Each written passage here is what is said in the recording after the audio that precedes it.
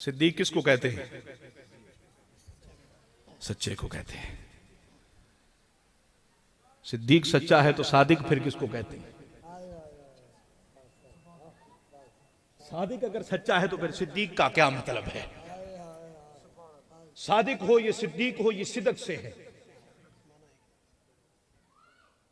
صاد دال قاف یہ جو مادہ ہے، صاد دال اور قاف یہ جو تین حروف ہیں، جس کلمے کے اندر بھی پائے جائیں گے اس میں سچائی کا معنی ضرور ہوگا۔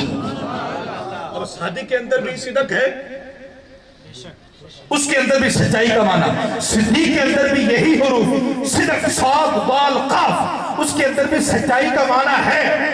صادق بھی سچا ہے، صدیق بھی سچا ہے، لیکن فرق بڑا ہے۔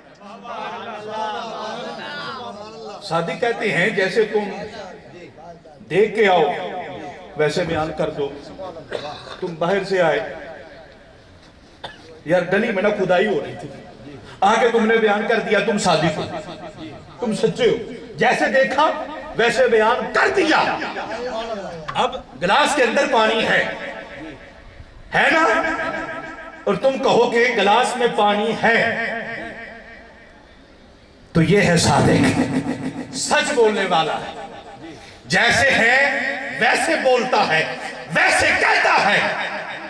اور گلاس میں پانی نہ ہو، گلاس خالی ہو اور کہہ دیا جائے کہ اس میں پانی ہے، اور اللہ اس گلاس کو پانی سے بھر دے، اس کو صدیق بولتے ہیں۔